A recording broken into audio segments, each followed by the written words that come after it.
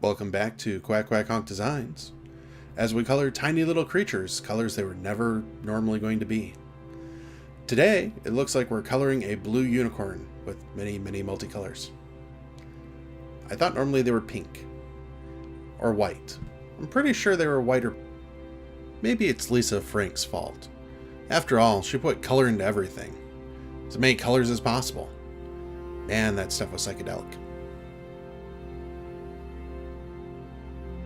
So I'm pretty sure she'd say this is gray, but it's looking awfully blue. But as we noted previously, she really likes blue. There are a lot of blue colors over here. In fact, almost a quarter of her case is blue. Look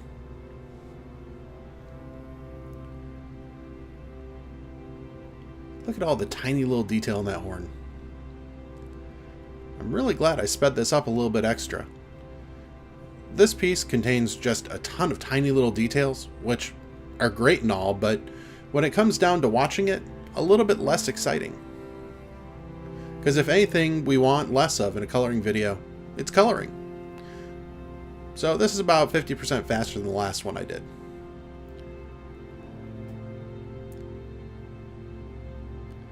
Okay, so our first pair of balls are blue.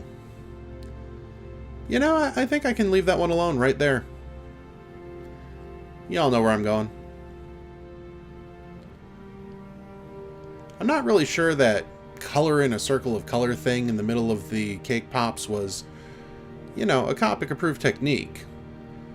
I mean, it was effective, but, you know, I'm pretty sure that wasn't taught in her classes.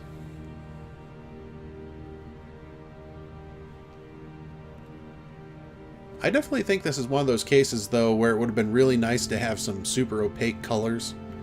So instead of coloring around 1.5 million sprinkles, she could have just done the whole thing as one color, added a little bit of shading, and gone back and add sprinkles later. Well, looks like we've got some ink outside the line. I'm pretty sure you'll see her push that back in with some of the quote-unquote colorless blender, which doesn't blend anything. Oh, there she is. Yeah, I'm not sure why they decided on that as a phrase. I suppose ink pusher is more a description of the company than an actual art supply, though, so couldn't call it that. Magical clear inky sauce is also probably right out of the marketing department's comfort zone. So with all this cuteness here, are we really being sensitive to the plight of this poor unicorn? I mean, yeah, he looks cute hanging out there on the vase. But just look at him. His horn's stuck in a cake pop. How is he going to defend himself this way? If he was a narwhal on a beach, people would be out there, you know, rescuing him, taking off the cake pop and setting him free. But in this case, we're just going to set him on a vase with a unicorn-themed cake pop. I mean, it's a little bit insensitive, don't you think? And we're going for a teal vase. When it comes to colors that she could have done, which I would have had a good time being funny about, teal's not really one of them. Really unfunny color, teal. Think she could have thrown me a bone and, I don't know, done in something like pink. Or maybe neon orange. Neon orange would have been easy to make fun of. But I mean, teal's just a good, solid, working man's color. I'm starting to wonder exactly how much ink this paper can survive. That's a lot of ink in that vase. Wonder if I should have her start flipping over the paper when she's done. Just so you can see exactly how much, you know, goes into this paper. Now, we do sort of cheat, you know, we use the thickest paper that she can find. And there she goes, pushing ink back into the lines. An artist pro tip for all of you: you can save a lot of time by leaving the ink in the lines in the first place. I'm pretty sure she comes back to push around that ink a couple more times in this video.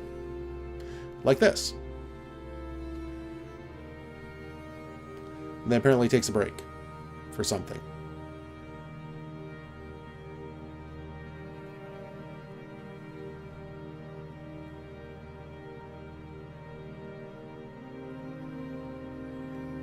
You know, it's funny how the drop shadow really brings out the piece.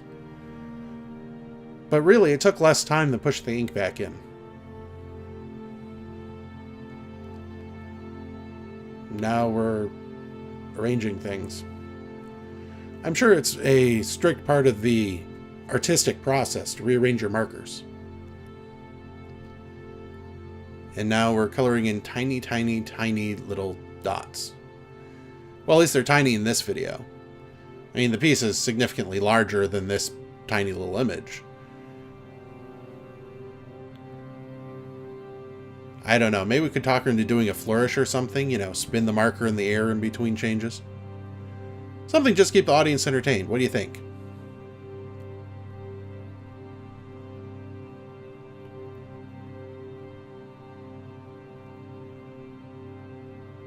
I wonder how many times she hits up each one of those spots. It's moving a little bit too fast for me to count.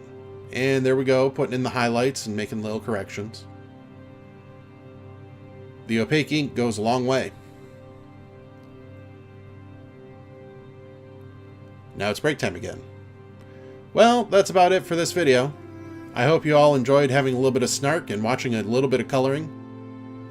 See you next time if she managed not to use all the ink up on those sprinkles.